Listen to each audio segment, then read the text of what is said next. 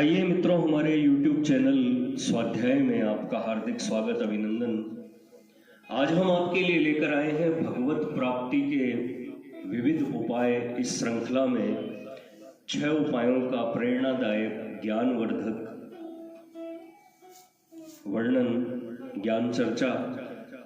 अगर आपने हमारे चैनल को लाइक और सब्सक्राइब नहीं किया है तो आपसे निवेदन है, कृपया चैनल को लाइक और सब्सक्राइब अवश्य करें।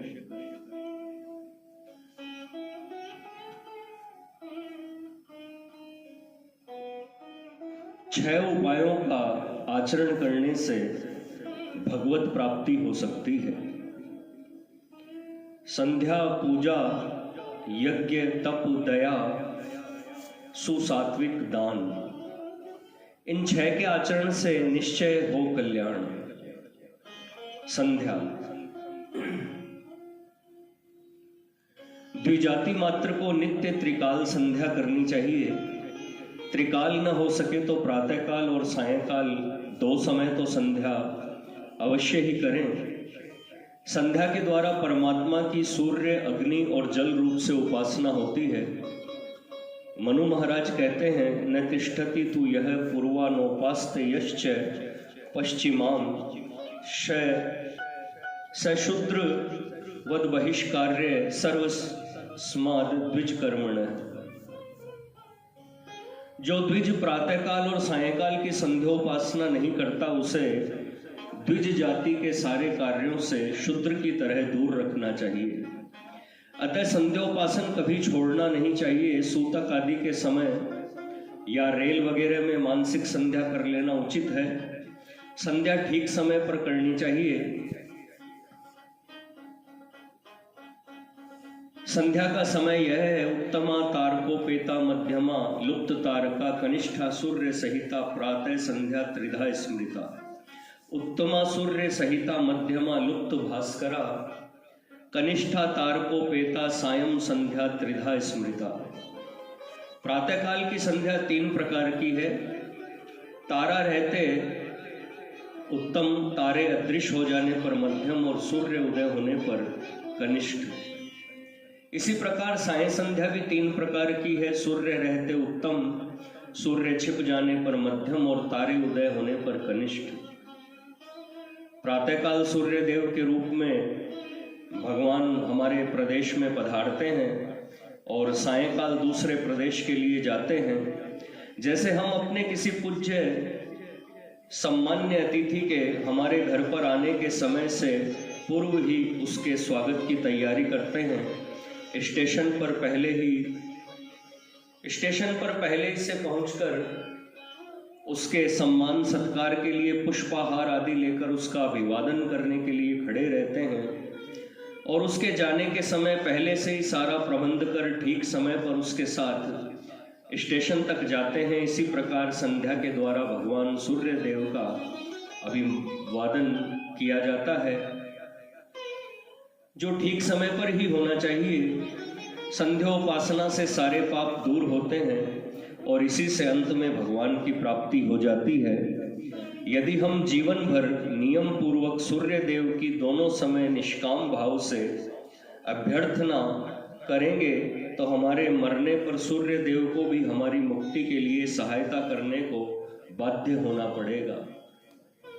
शास्त्रों में कहा है, संध्यामुपासते ये तु सततम संशित व्रताः विधूत पापास्ते यान्ति ब्रह्मलोकम सनातनम। जो द्विज सदाचार परायण होकर नित्य संध्योपासन करते हैं, वे सारे पापों से छूटकर सनातन ब्रह्म पद को पाते हैं। पूजा, भगवान की मूर्ति की या भगवान की मानसिक पूजा नित्य नियम पूर्वक सबको करनी चाहिए।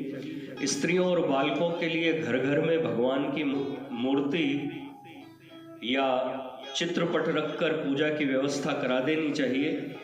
स्त्री बच्चे घर में भगवान की पूजा करते रहेंगे तो उनके संस्कार अच्छे होंगे, भगवान में भक्ति उत्पन्न होगी। मीराबाई, धन्ना जाट आदि भक्तगण इसी प्रकार पूजा से परम भक्त हो गए थे।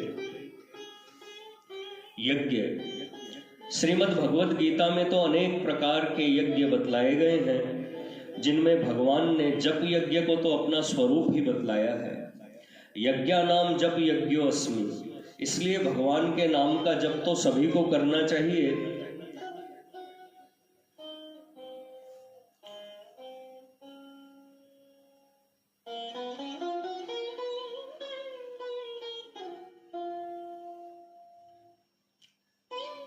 21,600 श्वास मनुष्य को प्राय रोज आते हैं, इसलिए इतने नामों का जप तो जरूर कर ही लेना चाहिए। जप में उपांशु जप सर्वोत्तम है। इसके सिवा गृहस्थ के लिए पंच महायज्ञ की भी बड़ी आवश्यकता है। कम से कम बलि वैश्वदेव तो नित्य प्रति अवश्य ही करना चाहिए। बलि वैश्वदेव की विधि के छपे हुए मंत्रों द्वारा बलि वैश्वदेव विधि पूर्वक सभी को करना चाहिए। तप स्वधर्म के पालन में बड़े से बड़ा कष्ट सहना तप कहलाता है। शारीरिक, मानसिक, वाचिक 3 प्रकार के तप का वर्णन है। उसके अनुसार तप करना चाहिए। दया, स्मृतिकार कहते हैं, परे व बंधु वर्गे व मित्रे द्वेष्टरी व सदा आपन्ने रक्षितव्य तु दयेशा परिकीर्तिता। घर का हो या बाहर का, मित्र हो या वैरी, किसी को भी दुख में देखकर सदैव ही उसको बचाने की चेष्टा करना दया कहलाता है। दयालु पुरुष का हृदय दूसरे के दुख को देखकर तत्काल द्रवित हो जाता है। कहा है, दया धर्म को मूल है, पाप मूल अभिमान, तुलसी दया न छोड़िए, जब लगी घट में प्राण। दान, दान मनुष्य मात्र का धर्म है। धन, विद्या, बुद्धि, अन्न, जल, सहाय, सत्परामर्श, जिसके पास जो कुछ हो, योग्य देश काल पात्र को देखकर उसका दान करना चाहिए। परंतु दान सात्विक भाव से होना चाहिए। जो दान देश काल पात्र न देखकर बिना सत्कार या तिरस्कार पूर्वक दिया जाता है, वह तामस है। जो मन में कष्ट पाकर बदला लेने की इच्छा से या मान बढ़ाई, प्रतिष्ठा, पुत्र प्राप्ति, रोग निवृत्ति या स्वर्ग सुख आदि की प्राप्ति के लिए दिया जाता है, वह राजस है। और जो कर्तव्य समझकर प्रत्युपकार की कोई भी भावना न रखकर उचित देश काल पात्र में दिया जाता है, वह सात्विक दान है। सात्विक दान भगवत प्राप्ति में बहुत सहायक होता है। जिस देश और काल में जिस वस्तु का जिन प्राणियों के अभाव हो और अपने पास वह वस्तु हो, तो उस देश काल में उस वस्तु के द्वारा उन प्राणियों की सेवा करना ही देश काल देखकर दान देना है।